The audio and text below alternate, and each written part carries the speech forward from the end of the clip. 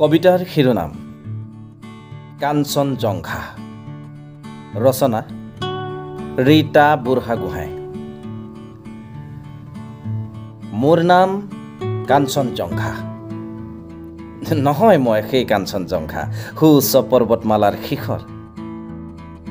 মই কাঞ্চনজঙ্ঘা মোৰ জন্ম বিশাল ব্ৰহ্মপুত্ৰৰ ৰূপালী বালিৰ বুকুত। মই কাঞ্চনজঙ্ঘা তেজাল পোৱাত বন্দী। মোৰ দুচকুৰ আইনাত হেঁপাহৰ উমেৰে উমাল কৰোঁ সপোনৰ চৰা ঘৰত।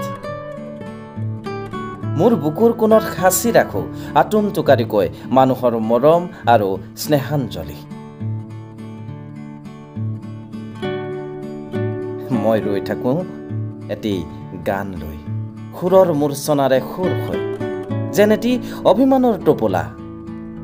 আলসুৱা মৰম আৰু ভালপোৱাবোৰ বোৱাই দিবলৈ অযুত হেঁপাহৰ ধলে। ময়েই সেই কাঞ্চনজঙ্ঘা।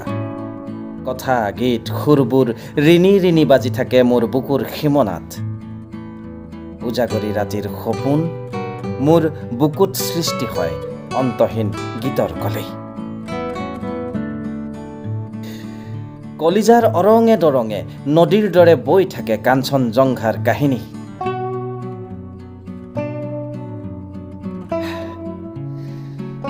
সকলো কথা কোৱাৰ পাছতো মোৰ বুকুত এৰি যায় সাঁচতীয়া কথা। দূৰ দূৰণিৰ বাটেৰে আহি এৰি যায় নতুন এটি বাট।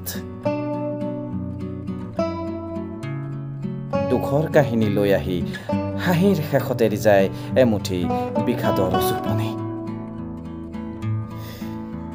আশা নিৰাশাৰ শেষতো বুকুত বাজি উঠে সেউজীয়া আশা।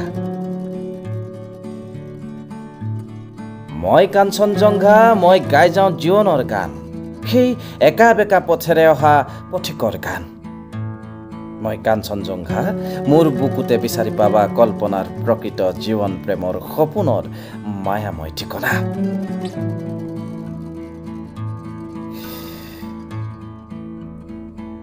ময়েই সৃষ্টি বিৰহী কবিৰ কবিতাৰ সুষমা, গীতিকাৰৰ গীত আৰু সুৰৰ মালিতা।